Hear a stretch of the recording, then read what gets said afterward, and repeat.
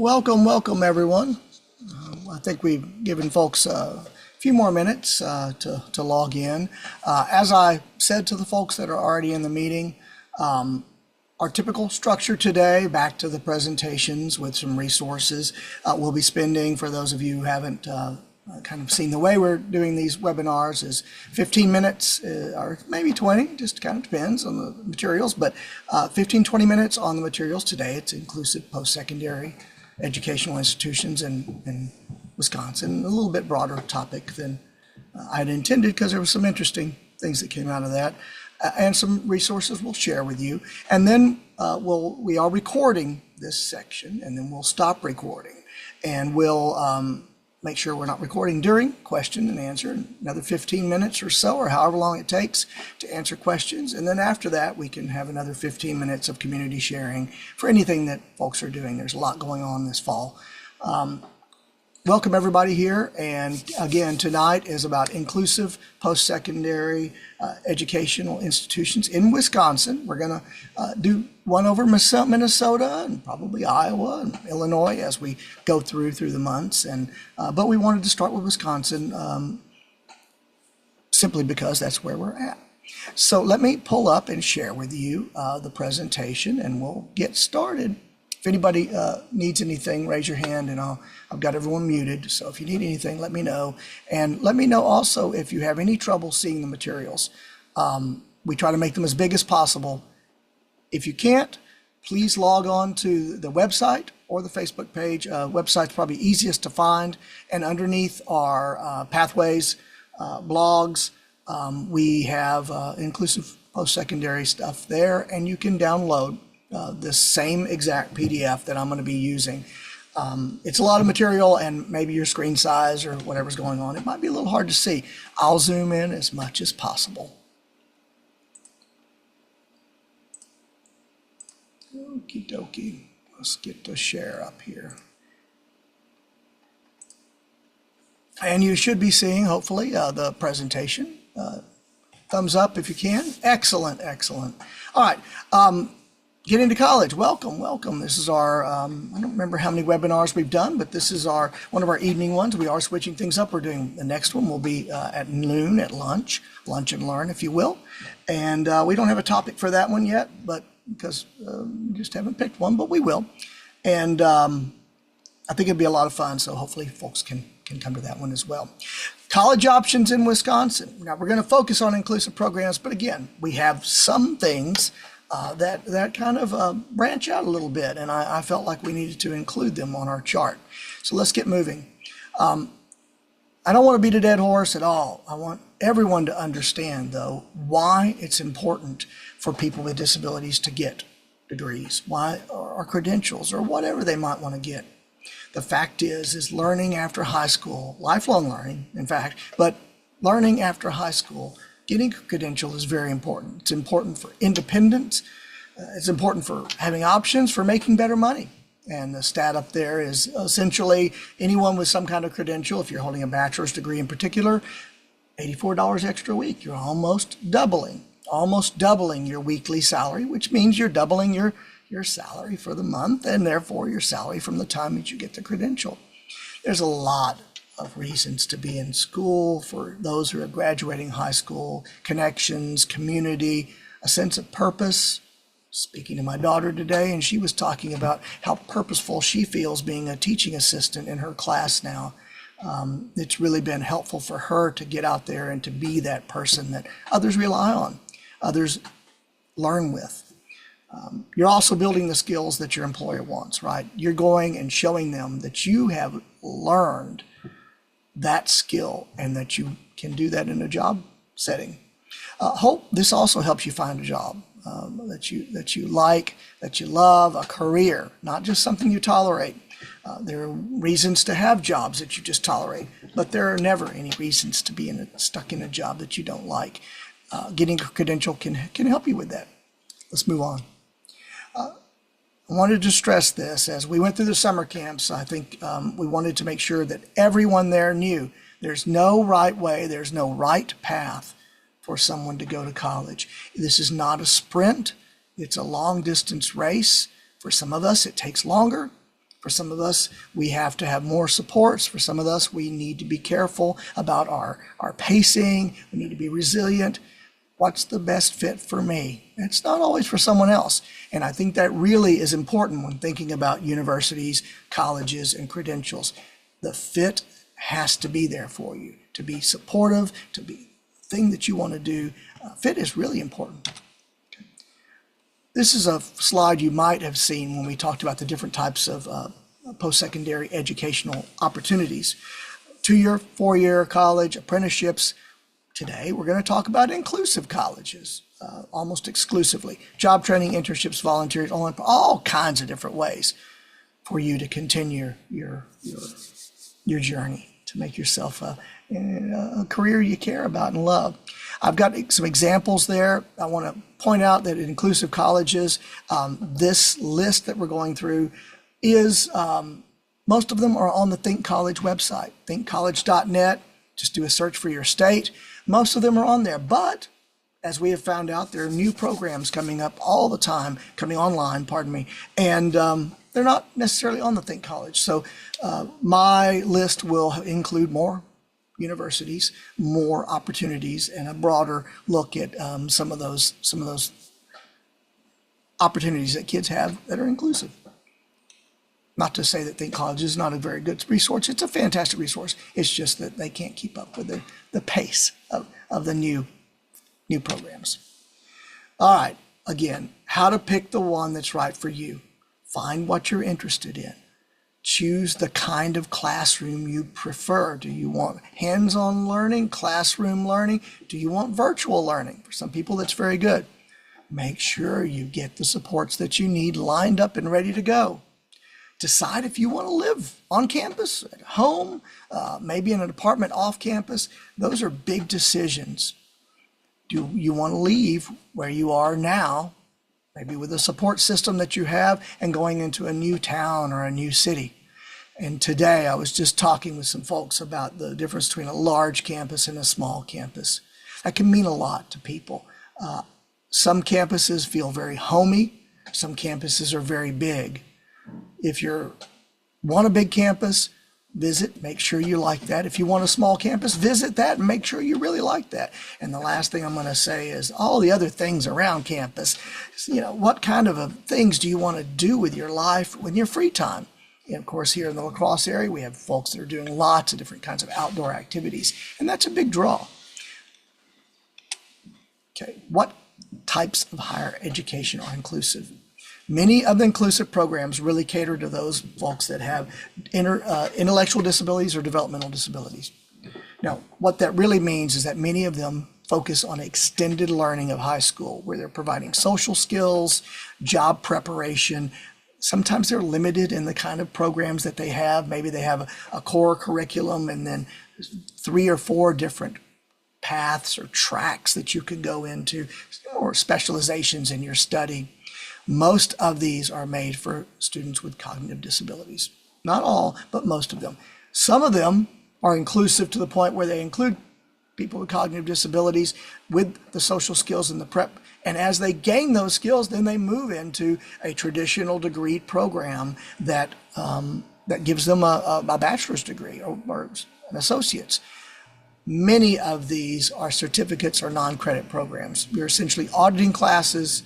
You're getting certificates. A certificate of completion does not mean that you have a bachelor's degree, but it also shows that you did the work, right? So it's really crucial to be in these programs. Go into them with your eyes open and knowing what you're getting back.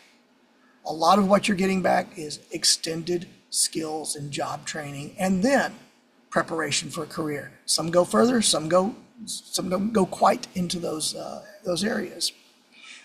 Almost every one of these programs has support systems that are built into the program with mentors, job coaches, extra counseling, maybe some mental health services.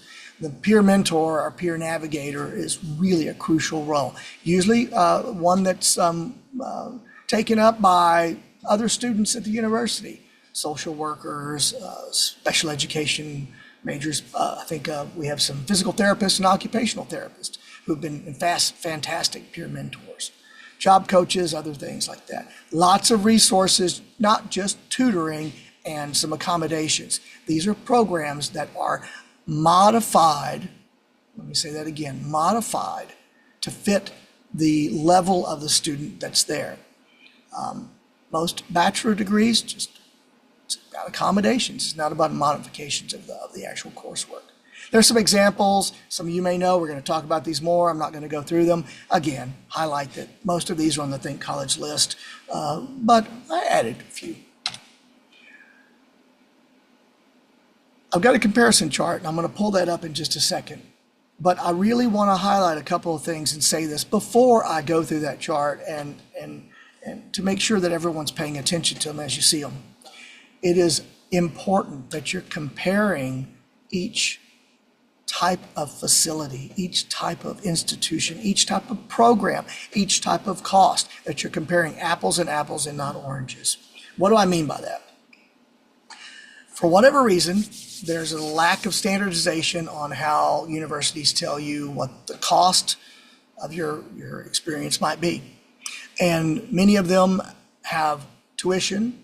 Some of them have housing and meals included. Some of them don't. Some of them break them out and give you a net cost. Always review the website. Make sure you're including everything, because some of the universities look cheaper, but when you add in housing cost, meal cost, fees, and other things, it runs the cost up quite a bit. So be very careful.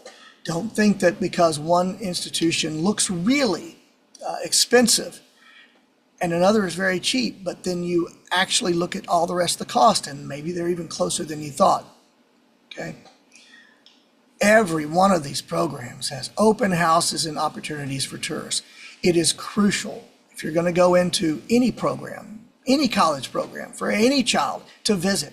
It's crucial that they see that program, that they see the campus, that they see the facilities, that they see the supports, and that they feel like it's a place they want to spend 2, 4, or more. Like me, I think I spent 7 years at the University of Texas. Love the campus. Too big for me now, but I needed that and wanted that at the time.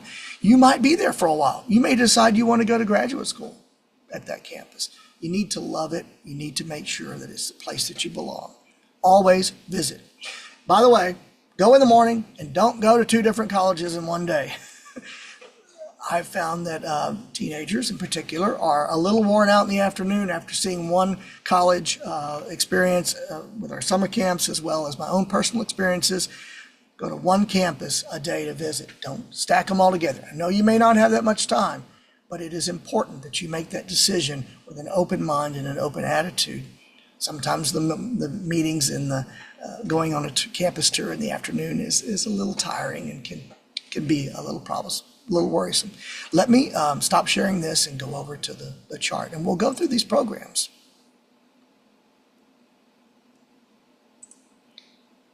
Hopefully the chart is coming up, and I'll make it just as big as I possibly can. I hope everyone can see it.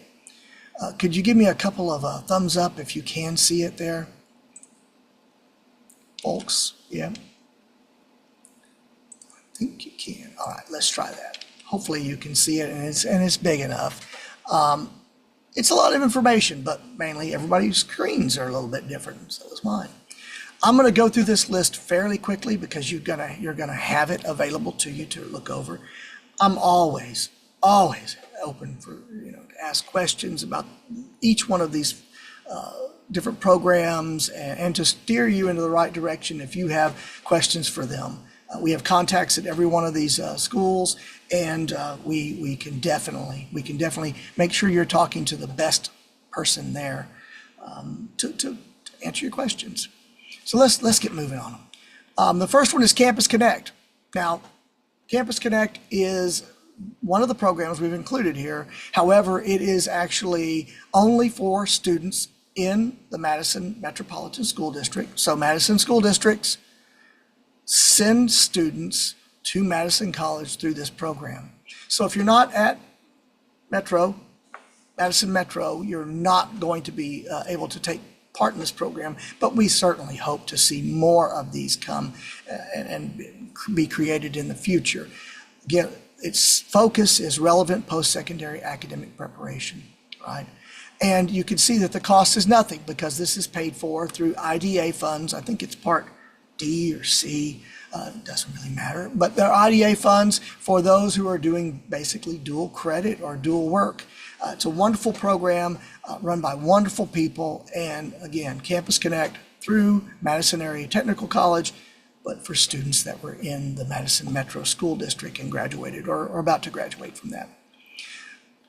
Which is funny, this is a limited program, and now we're going to talk about the most extensive, broadest program in the state, the Cutting Edge program at Edgewood. Edgewood is also in Madison, beautiful campus. I would encourage anyone that's thinking about it to go visit. It has the most options. It's been going and working the longest. They have the most experience. They have, I think, one of the bigger staffs. They probably have more students that they have put through the program and are still working in the alumni program, which is fantastic to keep students involved and together than any other program in Wisconsin, but probably in bordering states as well. Fantastic, really allowing a lot of students to go through it. Their focus originally was on a post-secondary program that did not have a degree. It was a certificate of completion. However, they've been able to work and are now offering a 2-year, a 4-year option, and all kinds of different options for students to really get a credential, a true college degree at that facility, even going further than the basics that they have. It's great that they have the opportunity for them to grow and learn and change and learn some of the skills, maybe some remedial skills that they might need, but then offering a 2- and 4-year degree is just fantastic. You have to have documented intellectual developmental disability. It's that simple. I think 30 students in the program, that's probably 30 through this period of time. I think there's probably more now, and we will update these numbers as we go along. Some of the programs I couldn't determine the number of students, generally 8 to 10 a cohort a year. And in this case, we know lots of students have gone through the Edgewood program. Is it a CTP? Absolutely. And you can see the asterisks there. And I will scroll down because at the bottom of the page, you can see a CTP is a comprehensive transition and post-secondary program. What this basically is fancy language for you get the opportunity to use federal grants and federal student financial aid, Pell Grants. You qualify for loans if the university is a CTP. You do not and cannot qualify for student loans if they are not, and certainly no Pell Grants. This is really crucial for those students who want to use financial aid or need to use financial aid. Many of the other universities don't have this. I'll show, I think there's 2 in Wisconsin. Those people who have a TIPSID grant, not that it's important for you to know what that means, but that they have a grant that the federal government through the Department of Education has created inclusive programs, they are all CTPs. Almost everyone who's listed on the Think College website is a CTP. Again, opens doors for you financially. What's the cost? Well, the cost is $31,500, and that's for the year. The degree seeking program is $45,000. That's more in line with probably the typical degree at the university. I don't know if there's extra fees included. There may be, as you'll see in some of the other universities. Here's where we're comparing the apples and oranges. The housing and the meals are not included. So on top of the $31,500, you must add $12,590 if the student is going to live on campus housing, and if the student is going to get a meal plan at the university. I will point out that Edgewood was initially a college. They've been calling themselves Edgewood College for a long time, and they just revealed their name or launched their name or changed their name to Edgewood University. They feel that it reflects what they're doing more. You can see the cost there. You can look in the chart. Again, point that out because you definitely want to look at all the costs that are included, all the costs are not included when you look at these programs. The next one, page went down on me. The next one is HESED Transition Program at Concordia. Now, there's a little bit of confusion about this program. If you'll drop down and look at the additional information, formerly it's Bethesda College, and it was called the Able Light program. Still the same program, same group of folks, rebranding. I'm not exactly sure why Bethesda went to Concordia or if they merged. To be honest, I didn't really pay attention much to that, but I wanted to make sure that everyone understood that Able Light and Bethesda really are now Hesed and Concordia. Keep the confusion down there. Do they have a pre-college prep program? I didn't point this out in Cutting Edge. I meant to. They have a pre-college summer program, a bridge program. Not everybody has that. In fact, I don't think anybody in Wisconsin besides Cutting Edge does. That program can be very helpful to get students prepared to go into college. Here at Concordia, they don't offer that. How many students? I'm not quite sure. Again, IDD, documented intellectual or developmental disability. That's what you must have. I use their language. Documented was the way they used it for Edgewood. They just said IDD for Concordia and the Hesed transition program. Here's the cost. In state, I did not put out state cost. It's significantly higher, $54,200. Housing cost was extra. Did not say that it was included. So you've got the $54,000 and then $13,000 on top of that. It is not a CTP. Absolutely no availability for using student loans and or Pell Grants. Let's see, is there anything else to tell about that? 2-year program. Very, very good. Don't forget that. It's just a 2-year program. Some of the programs out there are 2, 3, 4, and I think there's even a 5-year program, and you can always extend, but that's what they're intended to be. Most of the inclusive programs are very specific about the amount of years they expect the students to be there. In this one, they do a lot of support for the individuals, a lot of focus on their transition into adulthood. It's a wonderful, wonderful campus, by the way. I haven't visited this one. I've been at Edgewood. Again, compare and contrast the different things that are there. It's really crucial that you do so. All right, Lakeland University. Let's move on. Lakeland is in Plymouth, Wisconsin. Do they have a pre-college prep program? No, they don't. It is a university that has had for a long time an inclusive program. They are not a CTP, but I have been told that that is pending, and they expect to have that available for students to get loans. The tuition, again, $30,000, but this time housing and meals are included. This is a specialized program. It is a self-determination gateway to community living. Very hands-on, wonderful group of people there. Again, for folks with IDD, a little bit different. Again, I would make sure that you're looking at the program, comparing it to the others. If you like that area and you are interested in that, we have some great connections there at Lakeland. They are a wonderful group of people. The next one is On Your Mark, and it is a new program, but it's the first one that I put in that is not technically as inclusive as many of the others. And what I mean by that is that the On Your Mark program is really a traditional program that has been created around neurodivergent students. In other words, they're going to their regular, typical degree program, whatever that might be, and On Your Mark then supports them. So what it is basically a tuition fee, like any other student, and then an $8,000 program fee on top of that because of the extra supports and services that they give you. It's difficult to get into. It only can serve so many students. Housing costs is included, but you can see the annual tuition ranges. Why does it range? It ranges simply because they know that some students will have more fees and labs and other things, and so they give you a range. Again, that's nice.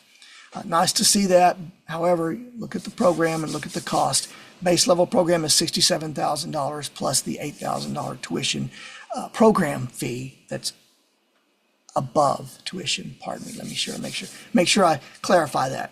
$8,000 is the program fee. Tuition, base tuition is $67,000. Housing is included though. So again, compare apples and oranges. Are you getting housing in your tuition cost, or you're not getting housing?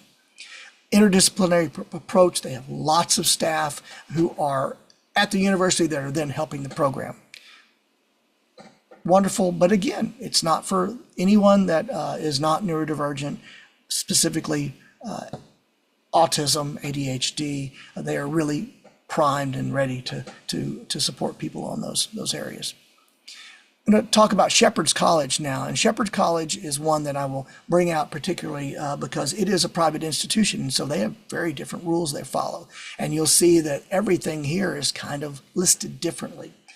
Shepherd's College, Union Grove, lots of students, although it says 86 there. I think a lot of students have gone through this program over the years. It is a 3-year program with a certificate of completion. Remember how I said you can get all kinds of different things, degrees, certificates. It just depends. This one, that's all they do. Certificate of completion in culinary arts, horticulture, or technology programs. They are focused on these 3 immersive occupational majors and making sure that the students have the vocational, social, life skills, all those things to go out there in the world and do what they need to do. There is on-campus housing. It's included. You can see the tuition amounts, $63,900, almost $64,000 a year. However, there may be some other program-dependent fees. Again, labs, things like that students may take. I think there are some technology labs since the kids are going through technology. It is a wonderful, wonderful opportunity for those students who really want to focus on those 3 areas in that environment. Only for those that have IDD, again, intellectual developmental disabilities, really geared towards a lot of personal support for those students to get them where they need to be. In contrast, and I'm going to have to go down 2 pages, it's going to jump on the page on me, is the UW, University of Wisconsin Whitewater Life program. Number of students in the program, 12 to 15. I'm pretty sure that's per year after speaking with the folks that work there. Focused on IDD. It's a state program through the University of Wisconsin. Therefore, the costs are significantly cheaper, right? $24,000 a year, $12,000 a semester. It is a CTP, so you could get student loans. You could get Pell Grants potentially. All students who have disabilities are probably pretty poor, and most of the times Pell Grants can help you. They're not huge, but you'll find that Pell Grants and student loans can be really helpful. You can see the additional housing cost if you choose to stay on campus. I'm going to scroll down to the next page where you can see the rest of the information, and I apologize for the page break there. I didn't realize that when I PDF'd this. In Whitewater, of course, because it's a University of Wisconsin in Whitewater, 2 components with the basic year program. You've got these 2 years that you can take in the basic.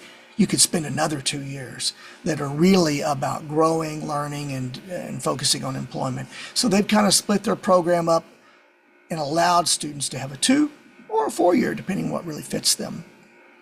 The next one is Uniquely Able program at Milwaukee Area Technical College. Again, it is not as inclusive in the sense that it is only for those that have autism. It is a very different kind of program. Really fascinating to see this very specific, autism-focused, very specific, one industry-focused program. It's a little unique.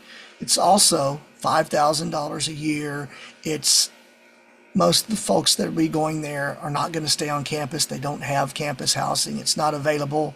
This is more of a technical college, a technical school, a community college that has a very specific 2-semester, right? 2-semester, 1-year program, 500 hours of instruction, learning how to do CNC operations, which is a computer it says computer numerical controlled operator. It's basically machining with a computer and milling using these computer-driven machining softwares and machines to create things, anything you can think of.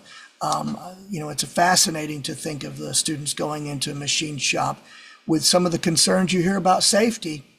There won't be any concerns if a student goes to this program, goes through the program, spends the time there, comes out with a credential, in this case, a certificate, that will say that they know not just how to be safe, but they know how to work on these machines. These machines can be very technical. They can be very, very crucial. And I know this is an area of high need. Here in La Crosse, we have Trane. You can find multiple jobs at Trane on any given day of someone who can set up, operate a CNC. And once you get into that career, there's a lot of options for people to do continued learning and grow and do more work in that area.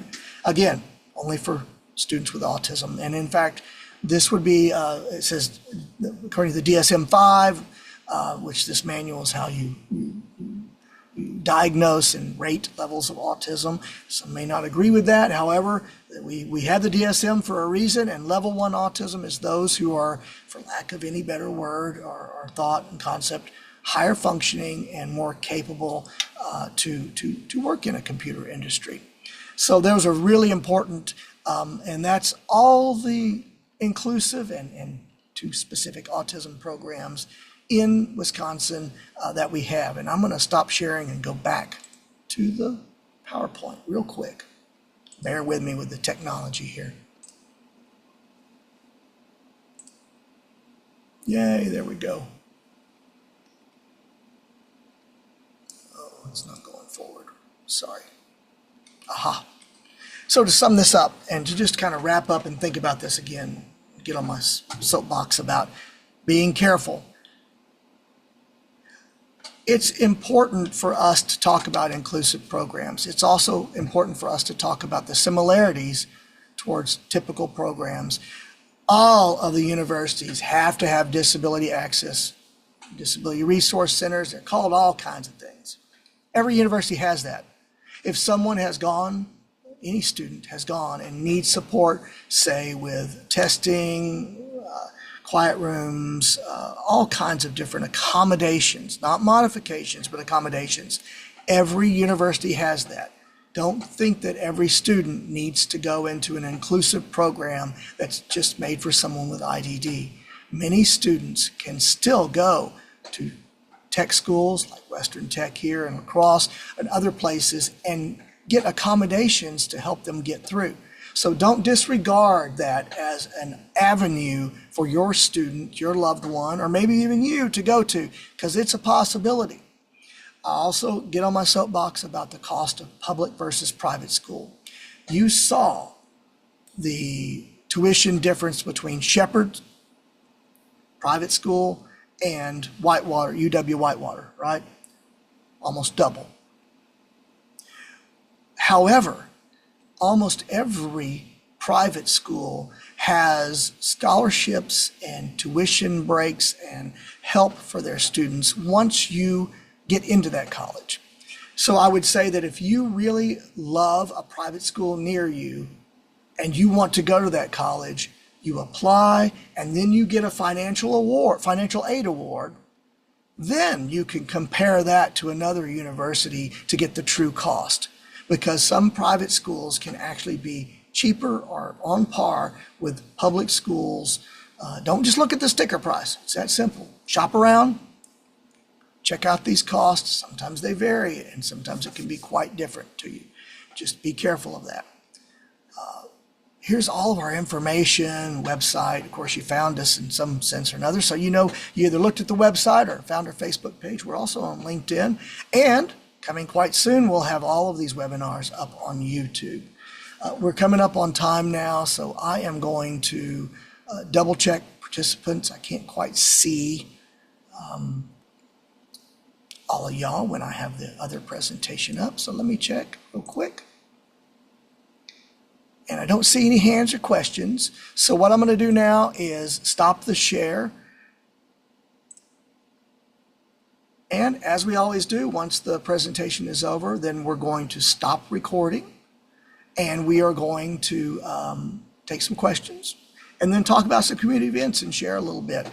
We got all kinds of crazy stuff coming up for fall with things around La Crosse and other places with Oktoberfest and such. And so let me stop the recording. There we go. Everybody, thank you for being here tonight.